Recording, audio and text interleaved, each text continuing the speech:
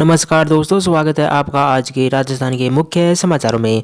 तो दोस्तों, राजस्थान की तमाम बड़ी खबरों को जानने से पहले आपसे रिक्वेस्ट है कि इस वीडियो को लाइक और इस चैनल को सब्सक्राइब कीजिए और बेल आइकन के नोटिफिकेशन को ऑन कर लीजिए। तो दोस्तों, सीधे चलते हैं आज की सबसे पहली बड़ी खबर की ओर। नेता प्रतिपक्ष का बड़ा बयान। गुलाबचंद कटारिया ने कहा, मंत्रिमंडल फेरबदल के बाद गिर जाएगी प्रदेश सरकार। 9 महीने से कांच के कमरे में बैठे हैं अशोक गहलोत। जी हां दोस्तों, आपको बता दें कि राजस्थान विधानसभा में नेता प्रतिपक्ष गुलाबचंद कटारिया ने सोमवार को गहलोत सरकार को लेकर बड़ा बयान दिया। उदयपुर में कटारिया ने कहा कि राजस्थान की कांग्रेस सरकार मंत्रिमंडल फेरबदल के बाद गिर जाएगी। उन्होंने कहा कि प्रदेश कांग्रेस के नेताओं की आपसी लड़ाई और झगड़े देखकर यही लगता है कि सरकार लंबे वक्त तक नहीं चलेगी। कटारिया ने आगे कहा कि प्रदेश में कांग्रेस सरकार बने हुए 2 साल से ज्यादा का वक्त हो चुका है, लेकिन विकास के नाम पर अब तक सीमेंट का एक कट्टा तक नहीं खुला है। ऐसे में विधानसभा के बजट सत्र में बीजेपी के विधायक सरकार की कार्यशैली का विरोध करेंगे ताकि प्रदेश में विकास का कार्य शुरू हो सके। इसी के साथ ही कटारिया ने कहा कि मुख्यमंत्री अशोक गहलोत 9 महीने से कांच के कमरे में बैठे हैं, वहां से रोज कोरोना करते रहते हैं, जबकि कोरोना पर अंकुश लगाने का काम केंद्र सरकार ने किया है। प्रदेश की सरकार के नुमाइंदे तो बस ट्रांसफर उद्योग में व्यस्त है। के बाद दोस्तों, अगली बड़ी खबर, अच्छी खबर। आज से नए वोटर्स घर बैठे डाउनलोड कर सकेंगे वोटर आईडी कार्ड। 1 फरवरी से सभी वोटर्स के लिए लागू होगी यह व्यवस्था। जी हां दोस्तों, आपको बता दें कि अब वोटर आईडी कार्ड के लिए सरकारी दफ्तरों के लिए चक्कर लगाने से मुक्ति मिलने वाली है। नए वोटर्स 25 जनवरी से चुनाव आयोग की वेबसाइट और मोबाइल ऐप से अपना ई वोटर कार्ड डाउनलोड कर सकेंगे। 1 फरवरी से सभी वोटर्स के लिए सुविधा शुरू हो जाएगी। आपको बता दें कि 25 जनवरी को नेशनल वोटर्स डे पर राज्य स्तरीय वर्चुअल समारोह में ई एपिक डाउनलोड करने की सुविधा की लॉन्चिंग की गई है। 25 जनवरी से लेकर 31 जनवरी तक यह सुविधा प्रदेश के हाल ही में जुड़े नए 2,64,000 वोटर्स को ही मिलेगी। आपको बता दें कि राज्य के मुख्य निर्वाचन अधिकारी प्रवीण गुप्ता ने बताया कि 11वें नेशनल वोटर्स डे के मौके पर 25 जनवरी से ई पिक की लॉन्चिंग की गई है। पहले फेज में 25 से 31 जनवरी तक हाल ही पुनर्निरीक्षण अभियान में नए जुड़े वोटर्स को ई एपिक की सुविधा उपलब्ध होगी। इसके लिए मोबाइल नंबर अपडेट होना जरूरी है। आपको बता दें कि अब तक वोटर आईडी कार्ड बनकर आने में लंबा समय लगता रहा है। पहले बूथ लेवल ऑफिसर से लेकर एसडीएम दफ्तर तक जाना होता है। ई मित्र केंद्रों पर भी वोटर आईडी प्रिंट होने की सुविधा स्थायी नहीं थी। अब नई व्यवस्था से वोटर आईडी कार्ड के लिए कहीं भी जाने की जरूरत नहीं पड़ेगी।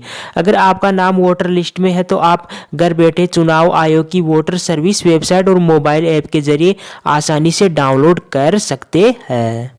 इसके बाद दोस्तों, अगली बड़ी खबर, कांग्रेस का दिल्ली कूच दावा। 100 ट्रैक्टरों का था, पर 30 ट्रैक्टर लेकर निकले परिवहन मंत्री और मुख्य सचेतक। दोनों ने उड़ाई कोरोना गाइडलाइन की धज्जियां। जी हां दोस्तों, आपको बता दें कि दिल्ली में 26 जनवरी को प्रस्तावित किसानों की ट्रैक्टर रैली में राजस्थान प्रदेश कांग्रेस सेवा दल भी शामिल होगा। इसके लिए सोमवार को ट्रैक्टरों में सवार होकर निकले कार्यकर्ताओं ने दिल्ली की ओर कूच किया।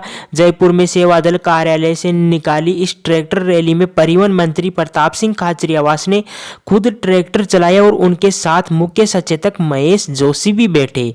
इस बीच दोनों नेताओं ने कोरोना गाइडलाइन की भी खूब धज्जियां उड़ाई। सोशल डिस्टेंसिंग तो दूर की बात, दोनों ने मुंह पर मास्क तक भी नहीं लगाया था। यही नहीं, ट्रैक्टर रैली से पहले मंत्री प्रताप सिंह खाचरियावास ने मीडिया से बात करते हुए कहा कि हम 100 ट्रैक्टर लेकर रैली निकालने जा रहे हैं, लेकिन कुछ देर बाद जब रैली निकली तो उसमें करीब 30 ट्रैक्टर भी शामिल नहीं हुए।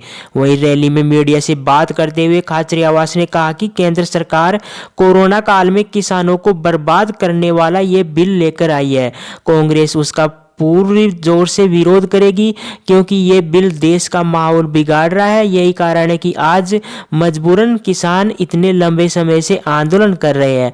उन्होंने कहा कि केंद्र की सरकार अड़ियल रुख अपना रही है, जो ठीक नहीं है। यानी आज 60 से ज़्यादा किसान अपनी जान गंवा चुके हैं। उन्होंने कहा कि अगर सही में केंद्र की सरकार किसान समर्थित होने का दावा करती है तो उसे ये तीनों कृषि कानूनों को वापस लेना चाहिए। के बाद दोस्तों अगली बड़ी खबर, भाजपा प्रदेश अध्यक्ष डॉक्टर सतीश पूनिया ने कहा वीसीआर और फ्यूल सरचार्ज के नाम पर लूट बंद करे गहलोत सरकार। जी हां दोस्तों, आपको बता दें कि भाजपा के प्रदेश अध्यक्ष डॉक्टर सतीश पूनिया ने वीसीआर और फ्यूल सरचार्ज को लेकर मुख्यमंत्री अशोक गहलोत पर निशाना साधा है। उन्होंने कहा कि गहलोत सरकार ने सत्ता में आते ही पेट्रोल और डीजल पर वेट और बिजली बिलों पर फ्यूल सरचार्ज बढ़ाकर प्रदेश की आम जनता पर भार डाला है, जिससे देश की जनता त्रस्त है। उन्होंने कहा कि सरकार पेट्रोल और डीजल पर वेट घटाए और बिजली बिलों पर फ्यूल सरचार्ज को खत्म कर प्रदेश की आम जनता को राहत प्रदान करने का काम करे। इसी के साथ ही पूनिया ने कहा कि पिछली भाजपा सरकार में किसानों को कृषि बिलों में 833 रुपए प्रति माह की सब्सिडी यानी 10,000 रुपए वार्षिक देकर राहत प्रदान की थी, जिसे कांग्रेस सरकार ने आते ही बंद कर दी। उन्होंने कहा कि सरकार किसानों के लिए बिजली बिलों पर सब्सिडी वापस शुरू करे और वीसीआर के नाम पर किसानों को प्रताड़ित करना बंद कर राज्य सरकार राहत प्रदान करे। पूनिया ने कहा कि दुर्भावना से प्रदेश की कांग्रेस सरकार ने केंद्र की मोदी सरकार द्वारा शुरू की गई आयुष्मान भारत योजना को प्रदेश में लागू ही नहीं किया है, जिससे गरीब व्यक्ति अस्पतालों में मुफ्त इलाज के लिए भटक रहा है। गहलोत सरकार आयुष्मान भारत योजना को तुरंत प्रभाव से प्रदेश में लागू कर आमजन को राहत प्रदान करे। के बाद दोस्तों अगली बड़ी खबर, ऑनलाइन का कमाल, राजस्थान में कोरोना काल में 10,61,000 नए मतदाता जुड़े। इनमें से 70% ने तो ऑनलाइन आवेदन किया। जी हां दोस्तों, आपको बता दें कि राजस्थान में बीते साल कोरोना काल में भी मतदाताओं की संख्या में जबरदस्त इजाफा हुआ है। पूरे प्रदेश में 10,61,000 नए वोटर निर्वाचन आयोग की वोटर लिस्ट में शामिल हुए हैं। खास बात यह है कि इनमें से 70% लोगों ने तो अपना नाम वोटर लिस्ट में भी दर्ज करवाने के लिए ऑनलाइन आवेदन किया है। ये बात सोमवार को राज्य स्तरीय समारोह में मुख्य निर्वाचन अधिकारी प्रवीण गुप्ता ने कही। राजभवन से 11वें राष्ट्रीय मतदाता दिवस पर आयोजित समारोह में गुप्ता ने कहा कि इस साल 10,61,303 नए मतदाता वोटर लिस्ट में जुड़े हैं। इनमें से करीब 70% मतदाताओं ने ऑनलाइन प्रक्रिया से आवेदन किया है। कोरोना जैसी महामारी के बीच इतनी बड़ी संख्या में नए मतदाता जुड़ना महत्वपूर्ण है। उन्होंने बताया कि ये सब ऑनलाइन सिस्टम की वजह से ही हो पाया है। इस साल पूरे राज्य में मतदाताओं की संख्या में करीब 1.44% का इजाफा हुआ है। के बाद दोस्तों अगली बड़ी खबर, बजरी की किल्लत होगी दूर, एमसैंड यूनिट्स को उद्योग का दर्जा, नई पॉलिसी लागू। सीएम गहलोत बोले यह बजरी से ज्यादा मजबूत है, दिल्ली मेट्रो में हुआ है इसका इस्तेमाल। जी हां दोस्तों, आपको बता दें कि राजस्थान सरकार प्रदेश में मैन्युफैक्चर्ड सैंड एमसैंड को बजरी के विकल्प के तौर पर तैयार करने में लगी हुई है। इसके लिए प्रदेश की नई एमसैंड पॉलिसी को जारी कर लागू किया गया है। मुख्यमंत्री अशोक गहलोत ने वर्चुअल कार्यक्रम में एमसैंड पॉलिसी को जारी किया है। पॉलिसी के तहत एमसैंड बनाने वाली यूनिट्स को उद्योग का दर्जा दिया गया है। एमसैंड यूनिट्स को निवेश प्रोत्साहन योजना के तहत कस्टमाइज्ड पैकेज का लाभ मिल सकेगा। खनन पट्टे आवंटित करने में भी एमसैंड यूनिट्स को प्राथमिकता दी जाएगी और कुछ प्लांट्स इनके लिए आरक्षित रखे जाएंगे। आपको बता दें कि 7 दिसंबर को एमसैंड पॉलिसी को कैबिनेट ने मंजूरी दी थी। प्रदेश में बजरी खनन पर सुप्रीम कोर्ट की रोक के बाद काफी दिक्कतों का सामना करना पड़ रहा है। नदियों के बजरी निकालने से पर्यावरण का नुकसान होता है, इसलिए एमसैंड को बजरी का विकल्प बनाया जा रहा है। आपको बता दें कि प्रदेश में 70 मिलियन टन बजरी की मांग है।